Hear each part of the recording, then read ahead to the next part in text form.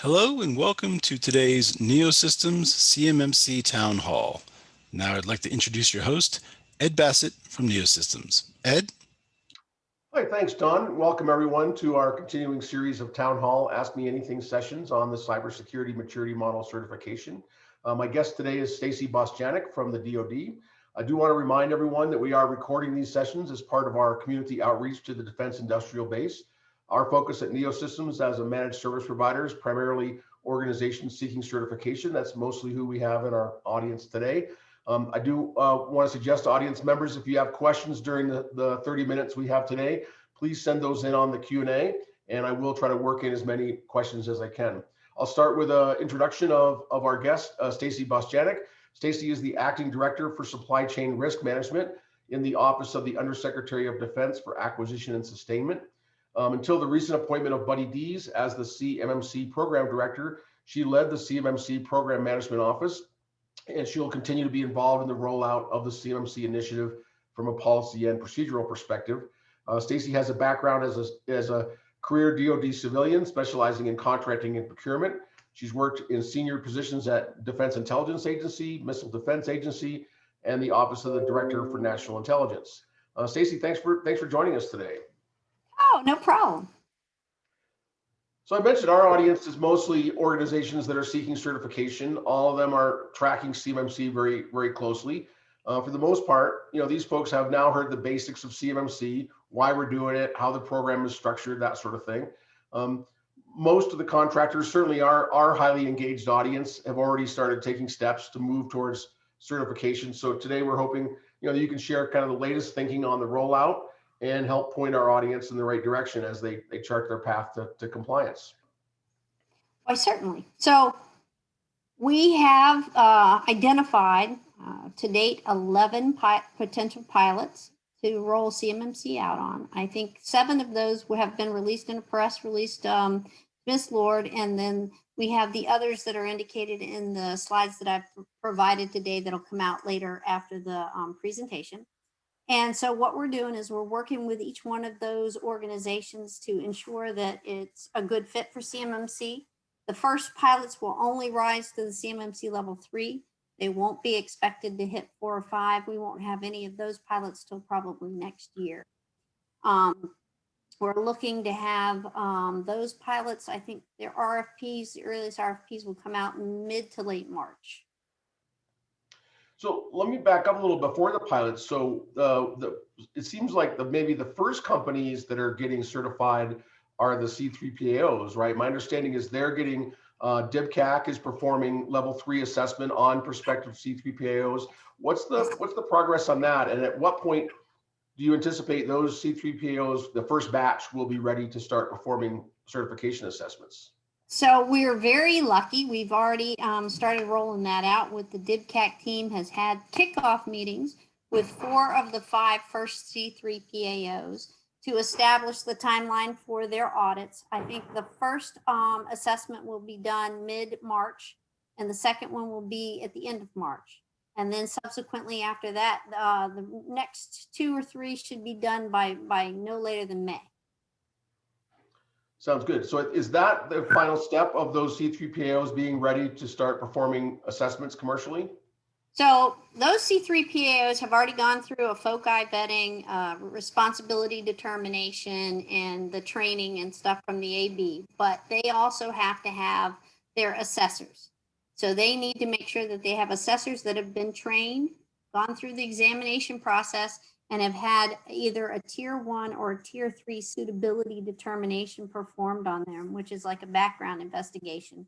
If you want to do assessments only at the tier CMMC level 1, then you need a tier 1 background assessment. If you want to do assessments from CMMC level 2 and above, then you need a tier 3 background assessment performed.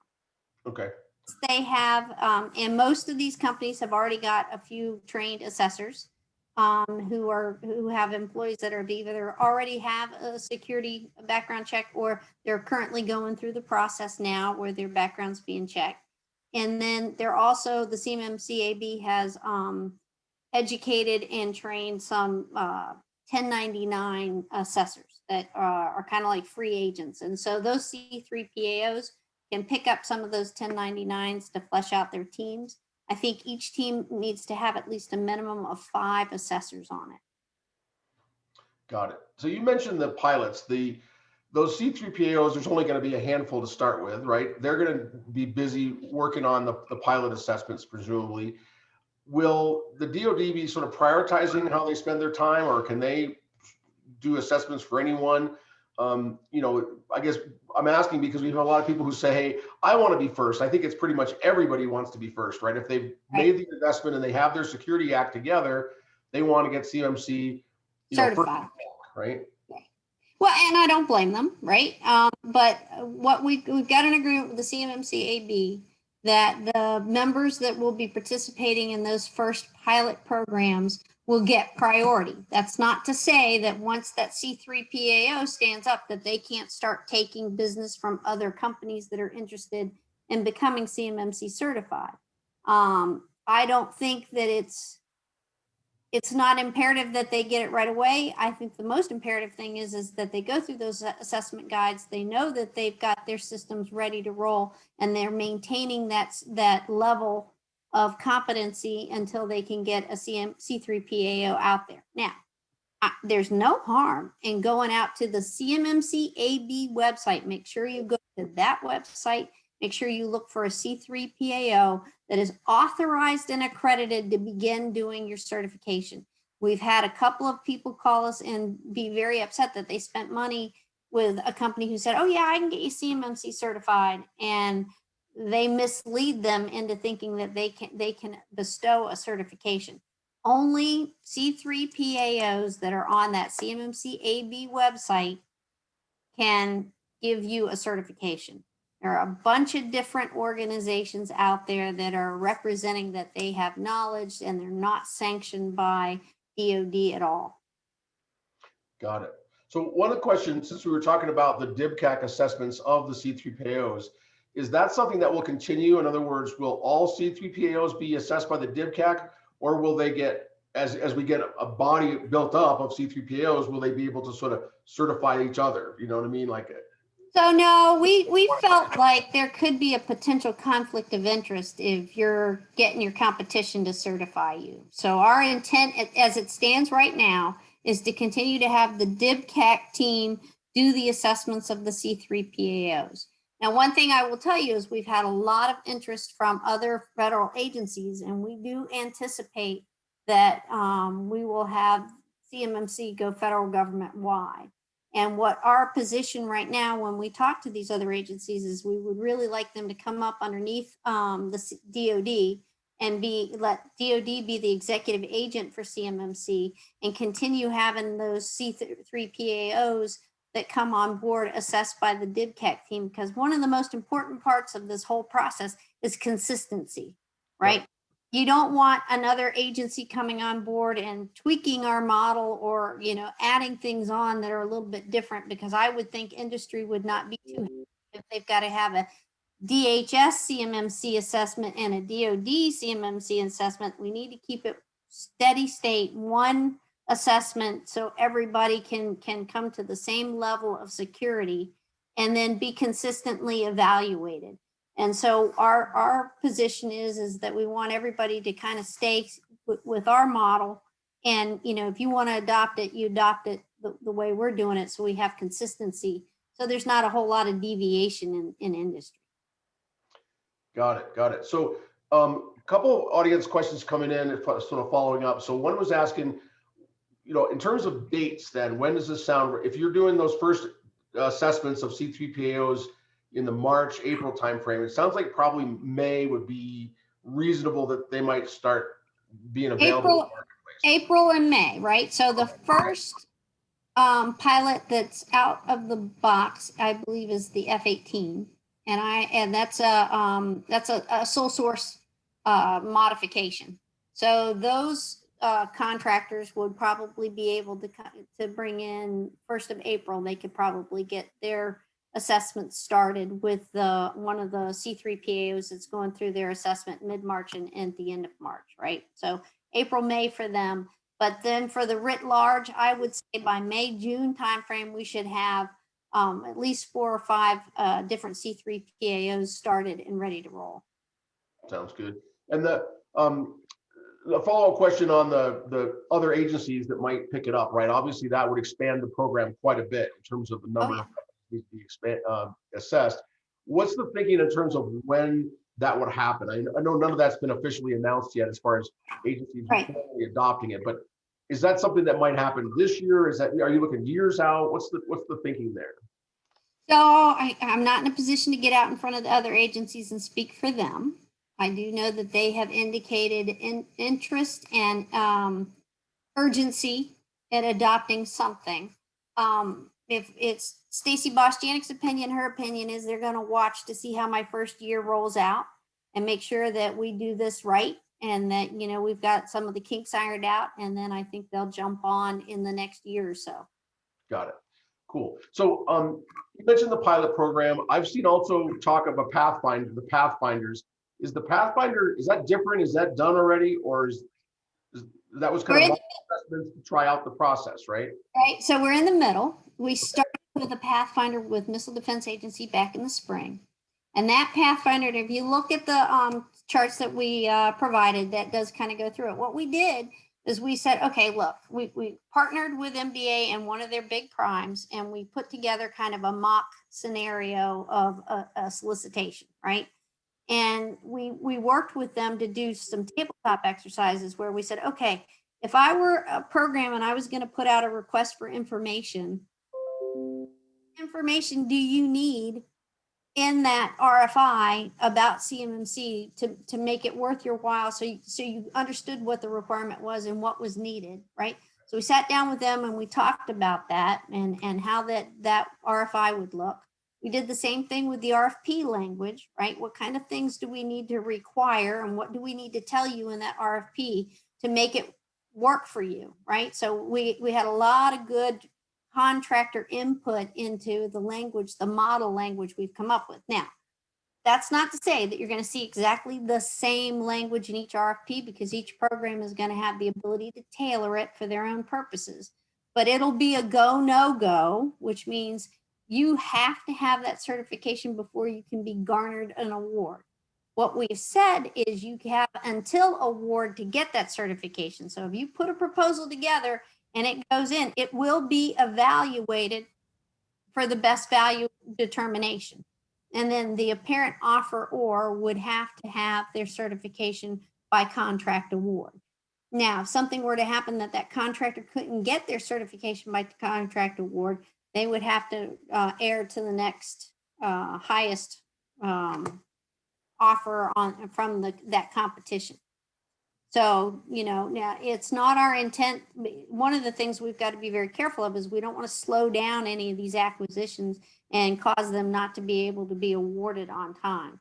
So we're working very closely with each one of these programs to make sure that we have it all laying flat and it rolls out hopefully very smoothly and consistently. So the pilot, so the Pathfinder was mock tabletop. The pilot, are these the first kind of real certifications where people are actually going to get CMMC part of that? Yeah, so the one part I forgot, I didn't go through the whole thing with the Pathfinders. I'm sorry, I lost my train of thought. So we did the mock tabletop, we did for the RFI, RFP, and then we also did the post-award conference and dispute resolution. We also did mock assessments. So the AB, we worked with the AB and gave them the learning objectives. They put together the learning, the first course material. And then we took our DIBCAC assessors and our SEI and APL performers that helped us put the model together, and we ran them through that training. So the assessors got to be able to look at that training and go, no, we've done assessments, we do them for a living. And this is what you see when you're really boots on the ground there, right? So that allowed us to tweak that training and make sure that it was very applicable and real world for the assessors that would come in. We then took those people that had been trained and tested, and we went to the prime who had a DIBCAC high assessment, and we did a delta assessment based on their DIBCAC high, which is where we've drawn the reciprocity lines with the DIBCAC assessment. Then we did one full level 3 assessment and a mock and a level 1 assessment. We've got one more level 1 to do to finish out that Pathfinder. What we found was, you know, with the one level 1 guy, it was interesting because everybody's so uptight about, you know, oh, it's going to be so expensive, blah, blah, blah. He failed, but the things he failed for were simple, right? They didn't have the sign-in log at the front desk. They had a data center with a back door that they put a brick in to prop it open so people could come and go and smoke their cigarettes, right? So those are quick and easy things to fix. Those aren't things that are expensive to fix, but those were the kinds of things that caused them to fail their assessment. So from that perspective, we learned a lot. We got a lot of good learning. We have one more Pathfinder that we're going to do with a DLA program. And our hope and intent is that we'll be able to run that Pathfinder and have actual assessors be able to participate, get some practice, right? And then also for the AB and the government to observe how that assessment goes. Now, these mock assessments are not for credit, not for attribution. So in Pathfinder, the government pays for the activity because we want to observe and we want to make sure that our processes are correct, right? So it's a risk reduction effort on the part of the government to make sure that what we're rolling out meets the mark. So those contractors do not get a CMMC certification out of this. They still will have to go back and hire a C3 PAO to come in and do an assessment for them. But it gave us, but on the other hand, it's not for attribution. So if they failed, it doesn't mean they lose their contract that they're currently working on. It just means that they know where their problems are. Got it. So that, I mean, it sounds like some really valuable information gathered there. Some of that's useful internally to the DoD and doing procurement, but some of it would be useful to us trying to reach compliance. Is there any thought to publish any of that? Maybe, you know, sanitize, anonymize it, that kind of thing, or is that? Well, so that's the hard part, right? So the members of the community that participated in those Pathfinders are very sensitive to the information getting out, right? And so nobody wants their, you know, you've got to be very careful, even me really saying that they put the brick in the back door, right? Because what they might say is, oh, I know Bob's company and I know they do, right? Somebody could draw a correlation because I've been over there. I saw that brick, right? And they don't want their names associated. So we had to promise a lot of anonymity to them not to. But what we can do is try to put something out, which is a lessons learned. Like, don't put a brick in your back door and let people come and go. Make sure you have your login sheets. But what I will tell you is if you go to the assessment guides that we published, those assessment guides for levels 1 and 2, we made sure they were written for a non-technical person, me, right? Because I'm not a technical person. My background's in contracting and policy. So what the guys laugh at me, they're like, Stacy, level 1's what you're supposed to do to make sure your neighbors don't get to watch your Netflix, right? You know, secure passwords and those kinds of things. So we made sure that those assessment guides for levels 1 and 2 were written at a very simplistic level, you know, to make sure that anybody who didn't have a whole lot of IT background could pick them up and understand them and work through them. When we got to the CMMC level 3, undoubtedly that's where the rubber meets the road for CUI, and it got a little bit more technical. But what we've done is we've also, for small businesses, we've worked with Project Spectrum. They have a training program free for small businesses, and they also have the ability for consulting. The PTACs under DCMA have also getting trained on CMMC, so they can offer counseling in coordination with small businesses from that side. And then we've also worked with the NIST MEPs, and they're getting trained so they can also offer some assistance and some help along the way. So we've made sure that we've tried to put hooks in for companies to be able to get at least the consulting and the help that they need to get there. There was some talk in the NDAA about grants for companies, but we haven't seen any of that come through yet. And with the transition, you know, this year, that may or may not happen. That money could get taken and sent somewhere more, you know, that they feel is more urgent. Got it. Yeah, we've had the Project Spectrum folks on this series, so very interesting work that they're doing. Let me shift gears a little bit and ask you about, the projections for rollout over the course of years. There's numbers for all 5 levels. And as we're talking with folks that are deciding what level to target, the vast majority are leaning towards level 3. So when I look at those projections, the DoD is estimating about twice as many people at level 1 as level 3. How confident are you in those estimates? Is it possible that there will end up being a sort of a larger percentage of level 3 than maybe was originally thought? Well, so I think when it comes to that, we are extremely happy that people want to be level 3 because, of course, that's a higher level of security. But I think what happens is people feel like, oh, I've got to achieve that, because where we find a lot of our problems and where we've had a lot of our losses is that the program managers and the primes are not particularly careful about the data they transmit down to their subs, right? So it's a worn out story that I've told repeatedly, but it still makes the mark. There was a guy at Transcom that wanted to meet Katie when we first started this, right?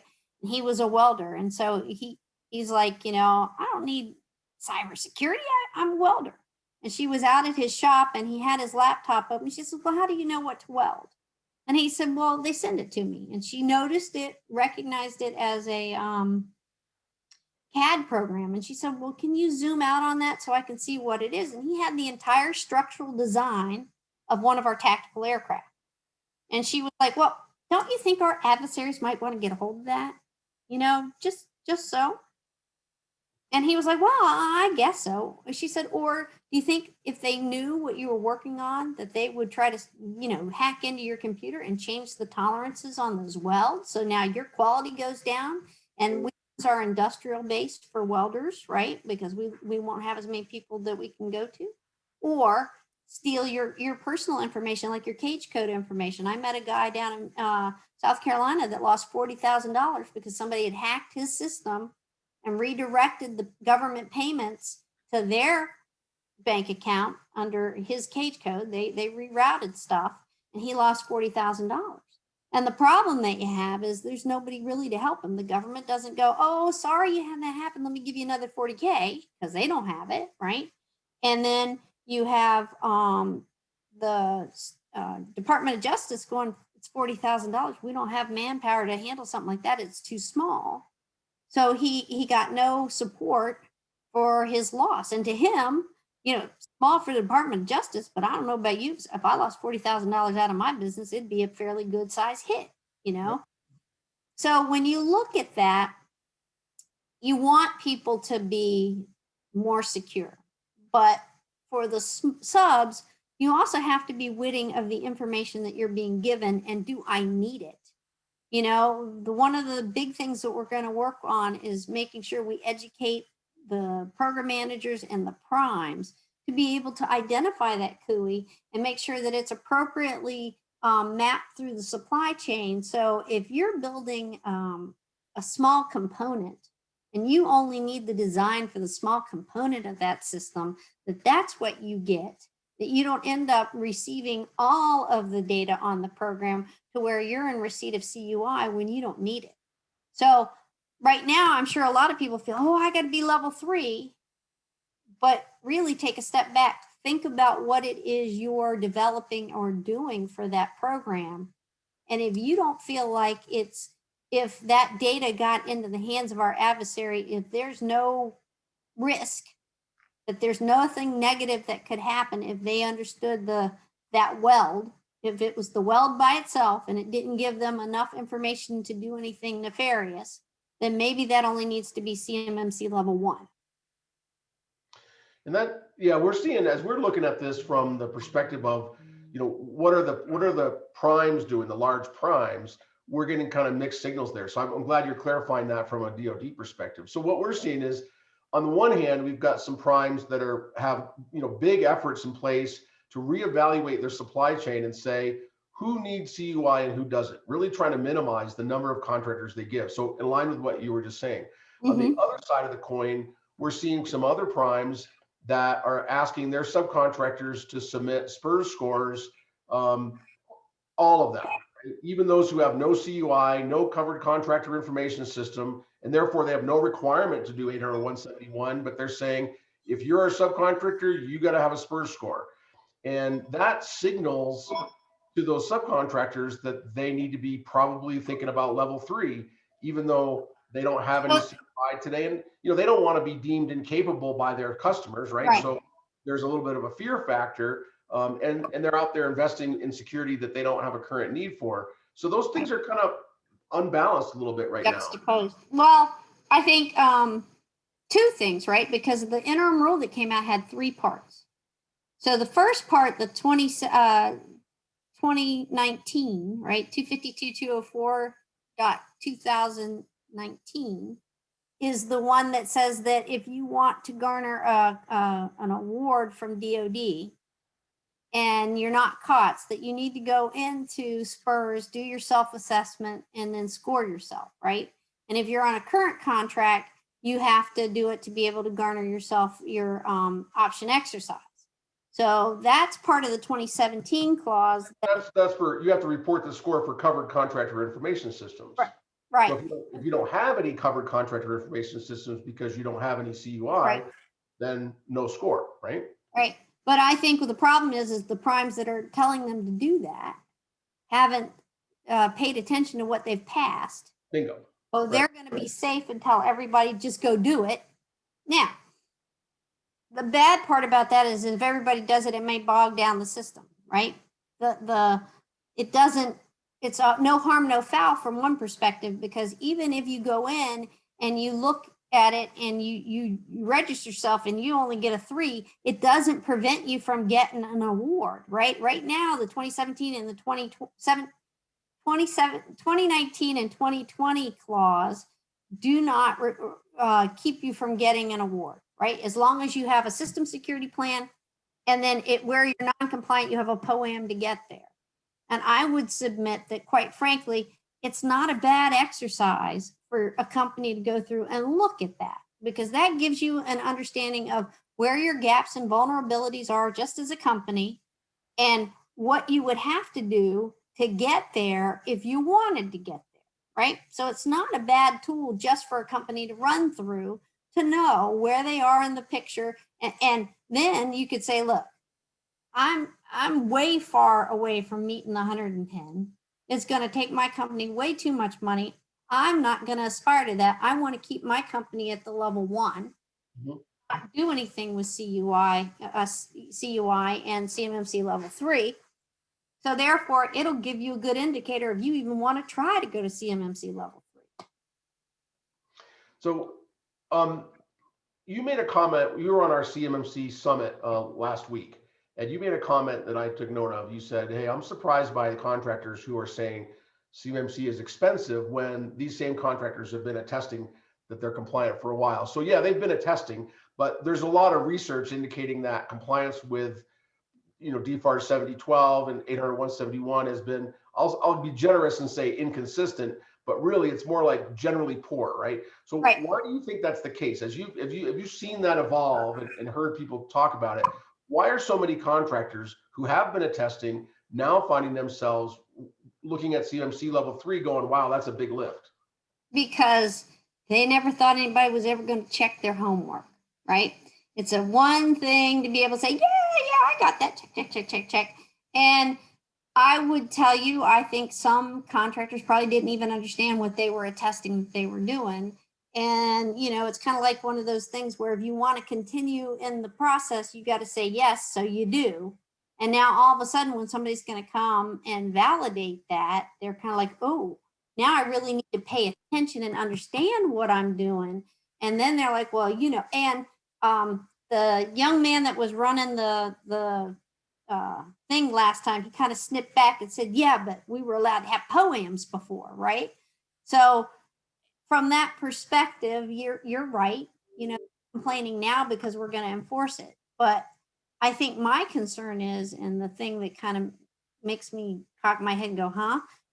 We started this whole process, this journey with CUI in 2013, right? They were originally going to enforce the 853 on all contractors because that's what we have to do in the department.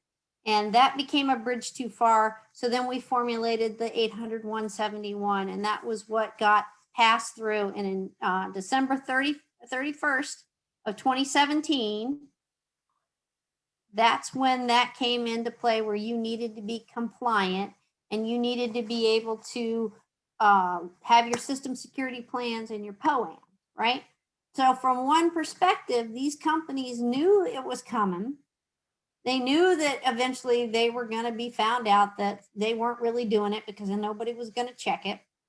And they should already at least have a perspective of what they got to do. Because if you've done what you were asked to do, you had your system security plan, you may have had one heck of a huge POAM that you needed to implement, but you knew that that had to be done, right?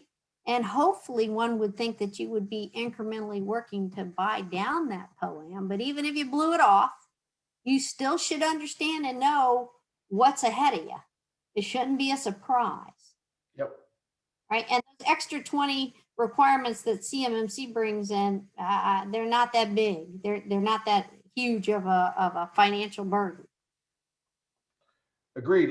We're kind of at the end of our time. Let me ask kind of a wrap-up question. I have a whole bunch of audience questions I didn't get to, so we may have to do some more of this later, but 30 minutes goes by quick. So to close us out today, I always like to ask for one piece of feedback to improve the CMMC program, or in your case, I'll ask how is the community responding to it? So what's your one piece of advice for all of us, the contractors, the vendors, the service providers, as you've listened to the questions and concerns that are coming back from the DIB and watching how we're all going about this? What's your number one suggestion of how we could do it better and get better results? So I think not panicking, looking at the assessment guides and understanding where you got to go and taking that very meticulous steps to get there, right? We're not telling you exactly what you have to do to get there. We're just saying you have to meet that maturity. But you know, the whole reason behind CMMC and the one we really want industry writ large to start thinking about is security, right? When you start looking at our adversaries and what their plans and their 14 and 30-year plans to overtake the United States, right? China 2025, they're going to beat us out economically by 2025 and overtake us militarily by 2030. And the scary part is economically, they're almost already there. They may beat their 2025 projection, right? And these are things that we need to do to protect ourselves and our nation from being overtaken, right? We have been so transparent to the fact that we've laid ourselves open to people coming in and stealing our intellectual property, which is our innovation, our blood, sweat, and tears that on the back of this country is getting ripped off in a heartbeat. And these people aren't having to do any work. So they're beating us out on our own backs. So what I would suggest is that we work together. We are one team, one fight, USA all the way. And we work together to get ourselves to a point where we are secure and that security becomes part of our culture. Don't wait until your identity gets stolen to be like, ooh, I need to protect my information, right? Don't wait until you have your innovative intellectual property stolen by another country where they start mass producing it and you don't even get in on it to start protecting yourself. Don't suffer a loss before you start thinking about this stuff. And what we would really hope is that industry becomes a bit proactive, right? Like SolarWinds. If anybody had a clue that there was something like that out there, or that there were people looking to do this kind of thing, start thinking about, oh, what can I do to prevent that? What can I do to protect myself and my industry from having something like that happen? Good advice. Security is everybody's job, certainly, right? So thanks very much for that. I want to thank you. I want to thank the audience for joining us today. You mentioned slides. So Stacy did send us some slides. We will send those out to the folks who registered today, so you can have a look at some of the official release from her shop. I want to mention we've got upcoming town hall sessions next week, February 10th, Wednesday, February 10th at 1 p.m. Eastern. My guest will be Katie Arrington from the CISO. I think everybody who's in the CMMC world knows who she is at this point. And then the following week, February 17th, we'll have Richard Wakeman of Microsoft, who's going to help us untangle all the questions about Microsoft Cloud and CMMC compliance. So if you don't have those on your calendar, please visit our website, neosystemscorp.com, for the details and get registered. Thanks, everyone. We'll see you next time.